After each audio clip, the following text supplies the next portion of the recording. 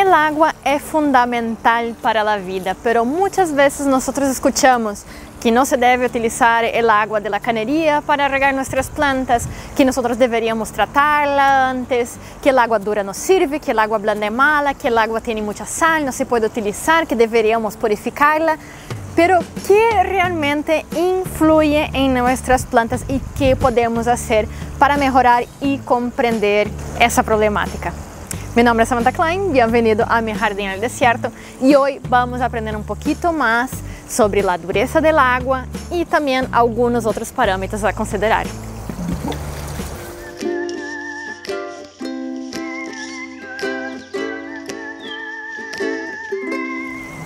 Entonces, hola gente, bienvenidos acá a Mi Jardín en el Desierto. Una cosa que nosotros siempre tenemos que estar haciendo o la naturaleza nos encarga y llueve en nuestro jardín es regar nuestras plantas. Y muchas veces nosotros empezamos a pensar un poquito sobre lo que nosotros estamos echando en nuestras plantas y cuando nosotros vamos a averiguar sobre eso encontramos informaciones muy distintas en internet y ya empezamos a tener duda entonces a respecto del riego. Hoy yo no quiero entrar entonces sobre cómo nosotros tenemos que regar nuestra planta, cuánta el agua necesitan, pero sí quiero hablar entonces sobre esa sustancia fundamental para la vida, el agua. Uno de los parámetros o algo que nosotros escuchamos hablar bastante es la dureza del agua, agua dura, agua blanda, y muchas veces nosotros nos equivocamos sobre lo que realmente significa y si hace bien o mal a nuestras plantas. Primero de todo, agua blanda, agua dura no tiene nada que ver con la dureza en sí de ella, agua dura no es hielo. La dureza del agua tiene que ver sobre algunos minerales específicos que encontramos en ella. Y también tenemos que diferenciar que la dureza del agua no tiene nada que ver con la salinidad y tampoco tiene mucho que ver con el pH del agua, ¿ok? Pues bien, hay mucha cosa errónea que nosotros escuchamos sobre la dureza del agua, pero el básico, el significado de la dureza del agua es la cantidad tanto de calcio y magnesio que nosotros encontramos en nuestra agua. No tiene nada que ver con sodio, con cloro, con azufre o ningún otro elemento. Sería la cantidad de calcio y magnesio que nosotros encontramos en nuestra agua. Y vamos a contabilizar el calcio y el magnesio por partes por millón. Cuando nosotros tenemos menos que 80 partes por millón de calcio y magnesio en nuestra agua, nosotros vamos a tener una agua muy blanda. Cuando está superior a 120 partes por millón, nosotros tenemos una agua dura. Y a partir de 180 partes por millón, nosotros tenemos una agua extremadamente dura. Pero no piensen que yo estoy haciendo que ustedes vayan ahora a un laboratorio a probar su agua, porque de verdad eso es muy caro y para un huerto urbano, un huerto chico, no es necesario eso. Además, hay algunas formas que nosotros conseguimos ver en nuestra casa si nuestra agua es dura o blanda. Y una de ellas, que probablemente ustedes ya tengan la figura en la cabeza, es cuando ustedes lavan las manos con jabón o lavan ropa. El agua dura, ella tiene mucha concentración de varios iones. O sea que cuando nosotros utilizamos jabón, esos elementos que ellos incorporan en el jabón para dar más espuma, acaban siendo aprisionados por esos iones y no consiguen generar la espuma que nosotros queremos. O sea que la mayoría de las veces cuando nosotros nos duchamos con agua dura, nosotros vamos a tener mucha dificultad de formar espuma y también nosotros vamos a ver que el jabón va a quedar solo disolvido en el agua. O sea que el agua va a quedar más blanca, como si fuera una barra gigante de jabón. Ya en agua blanda, como nosotros no tenemos esos minerales, el jabón consigue hacer su acción y forma bastante espuma. O sea que nosotros vamos a tener harta espuma y nuestra agua va a quedar más o menos limpia abajo. O sea que no va a quedar tan blanca y va a tener bastante espuma. Y otra forma de saber que nuestra agua dura es solo mirando nuestras cañerías y ver cuál es su estado. Aunque nosotros limpiamos diariamente nuestra cocina, nuestro baño, nosotros vamos a percibir que existe un sarro formándose, una crosta blanca formándose a donde el agua queda aposada. Bien, y esos cristales blancos nada más son que carbonato de calcio. O sea que cuando el agua empieza a evaporar, todo ese calcio queda aprisionado en forma sólida y empieza a crear esas incrustaciones. O sea que cuanto más dura nuestra agua, más problema con sarro nosotros vamos a tener, lo que va a ser muy dañino para los electrodomésticos, pero también estéticamente en nuestra casa. Y si nosotros aumentamos mucho la dureza de nuestra agua, nosotros podemos tener hasta la interrupción de las cañerías y nosotros vamos a tener que cambiar toda la tubería de nuestra casa. Ya con el agua blanda, nosotros no vamos a tener eso porque nosotros no tenemos sarro, no tenemos carbonato de calcio. Además, esa información nosotros fácilmente vamos a encontrar en internet, porque las empresas que dan agua a nuestra ciudad siempre tienen que hacer análisis y divulgarla al público para que nosotros sepamos lo que estamos ingiriendo.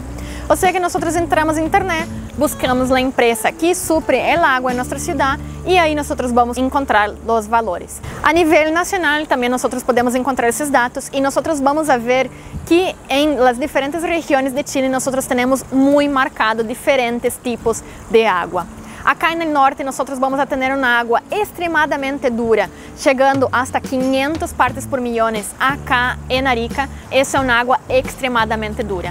Ya en las regiones más al sur del país nosotros vamos a encontrar aguas como por ejemplo en Punta Arenas de 50 partes por millón, que es una agua extremadamente blanda. Pero ¿por qué será que nosotros tenemos esa diferenciación tan marcada entre regiones?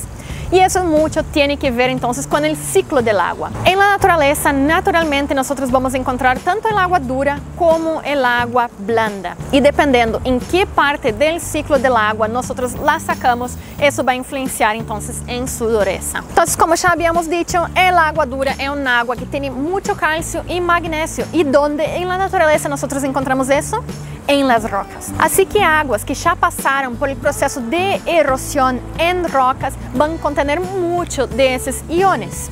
Sea que aguas, por ejemplo, que ya infiltraron en el suelo y están almacenadas en la napa freática por miles y miles de años, van a tener mucho calcio y magnesio, siendo aguas entonces muy duras. Las aguas de los ríos están recién empezando el proceso de erosión de las rocas, o sea que van a tener una cantidad moderada de esos elementos.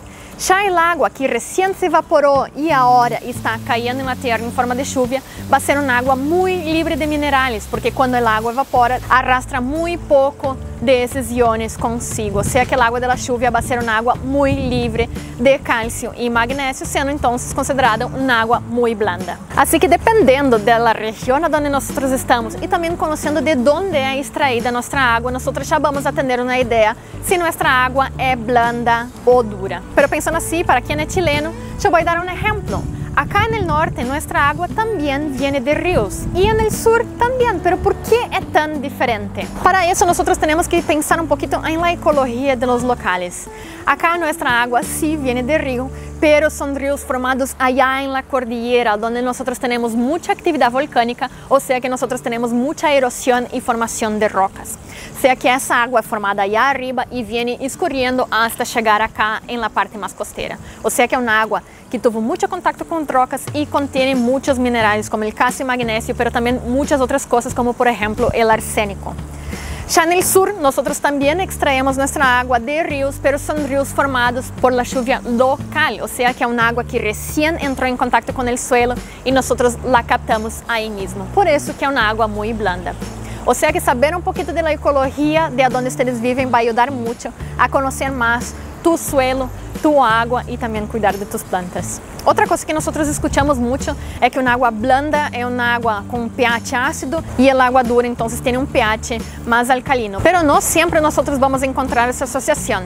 O sea que no piensen que decir que el agua dura es la misma cosa que decir que el agua es alcalina. Por ejemplo, nosotros podemos agarrar nuestra agua dura con mucha cantidad de calcio y magnesio, agregar unas gotitas de vinagre y nuestra agua va a quedar con pH bajo, pero ella va a continuar siendo dura, o sea que no cometan ese error.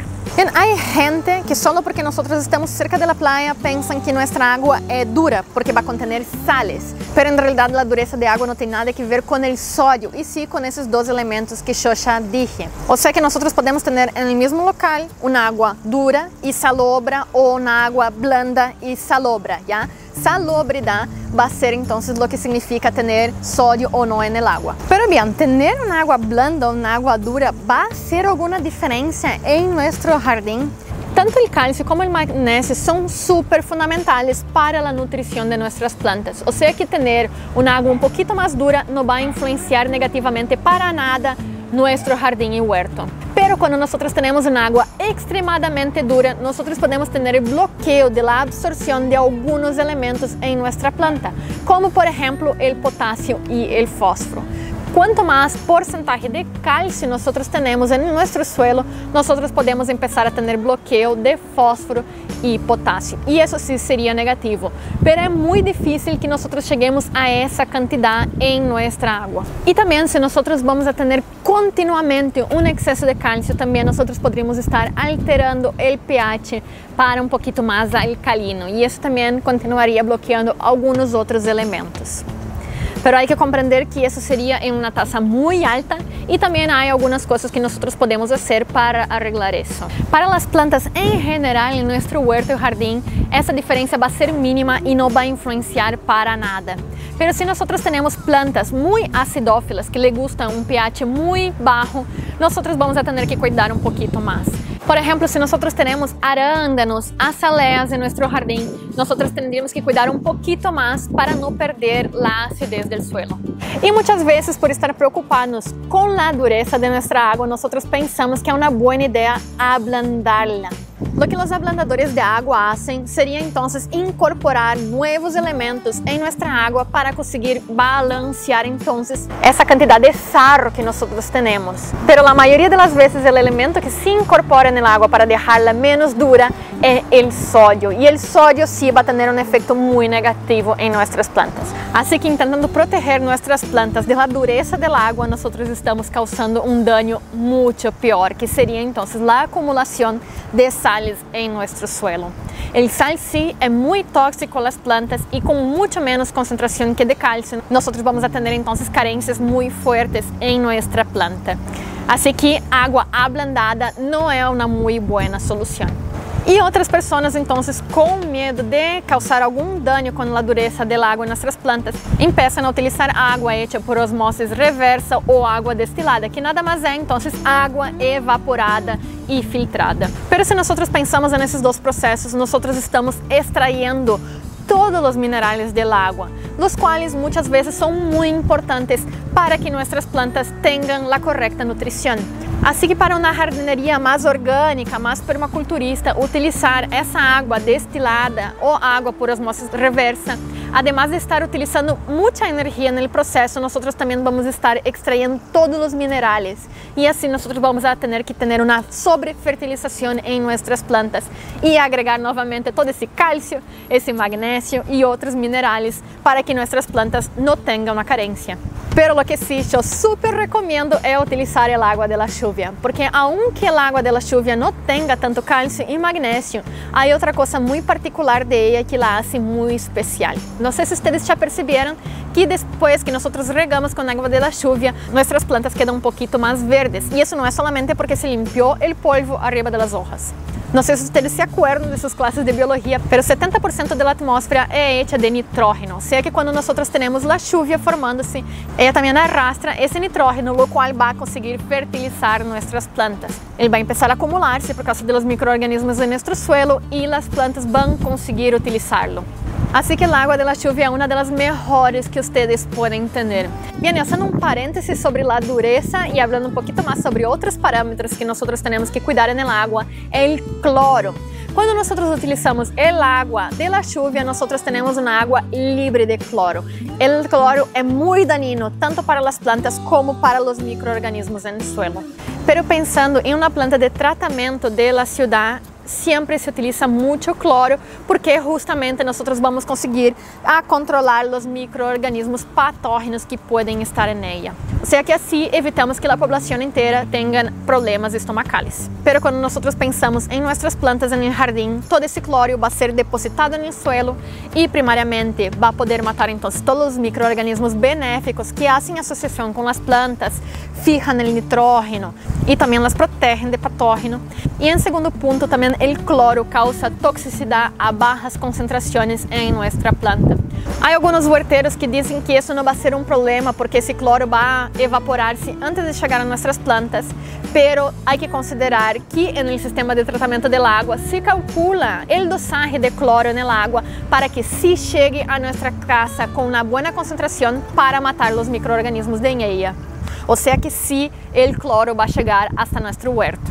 Pero hay varias cosas que nosotros podemos hacer para disminuir la cantidad de cloro en nuestras plantas. Una muy fácil sería dejar reposar el agua. O sea que si nosotros llenamos un balde, un tanque, un día antes de regar, todo ese cloro va a evaporar muy fácilmente y nosotros vamos a tener una agua muy sana para regar nuestras plantas. Y otra forma de proteger nuestro suelo tanto del cloro, pero también de la dureza del agua, es utilizando una buena capa de acolchado.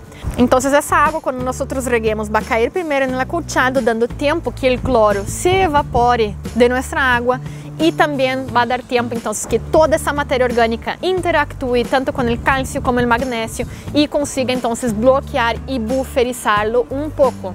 Lo mesmo que eu já havia explicado no vídeo no qual eu hablo um pouco sobre o reciclaje del agua.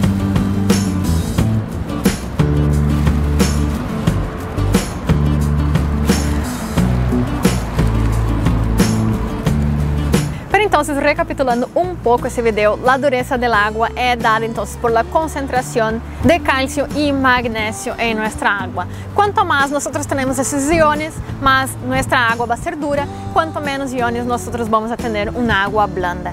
Y eso se da entonces principalmente por causa del ciclo del agua, en lo cual cuanto más tiempo el agua pasa en contacto con rocas, más va a haber la erosión de esas, disolviendo esos minerales entonces dentro de nuestra agua. Tanto el agua dura como el agua blanda son buenas para regar nuestras plantas, cualquier tipo de agua sirve, pero si nosotros tenemos plantas acidófilas, nosotros vamos a tener que cuidar un poquito más con el agua dura, pero de la misma forma va a tener esos dos minerales tan importantes para la nutrición de nuestras plantas, tanto el magnesio como el calcio. Lo que no tiene nada que ver entonces con la concentración de sodio, que es muy negativa para nuestras plantas. La única cosa que tiene que ver el sodio con la dureza de nuestra agua es cuando nosotros intentamos ablandarla. Cuando nosotros ablandamos el agua, nosotros estamos incorporando principalmente sodio a ella para conseguir bloquear tanto el calcio como el magnesio. O sea que para beneficio del huerto y también para las personas que son jardineros vagos como yo, no es necesario hacer nada antes de regar. Tanto el agua dura como el agua blanda son sanas para nuestras plantas, para nosotros, pero no tanto para nuestra casa. El agua dura entonces va a formar ese sarro y no va a ser buena entonces cuando nosotros intentamos crear espuma para lavar dentro de nuestra casa.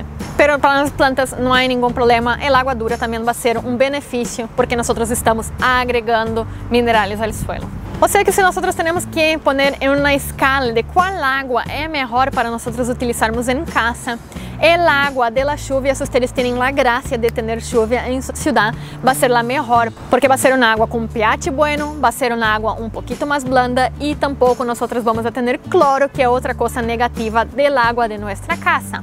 Pero si nosotros utilizamos el agua en nuestra casa, nosotros simplemente podemos reservar en un bidón o un tanque o un balde nuestra agua por un día y todo ese cloro va a conseguir ser evaporado. Y para evitar que a la larga nosotros acumulemos tanto el calcio como el magnesio de nuestra agua dura en el suelo, lo mejor que podemos hacer es agregar materia orgánica, tanto en forma de un acolchado rico por arriba de nuestro suelo, como también incorporando él junto con el sustrato o suelo, como por ejemplo utilizando compost, humus, bocache o cualquier otro material orgánico en nuestras camas de cultivo. Bien gente, espero que con ese video quede un poquito más claro el asunto de la dureza del agua. Igual yo voy a traer más algunos videos explicando algunos otros parámetros a considerar de nuestra agua, pero eso era todo por ese video. Hasta la próxima.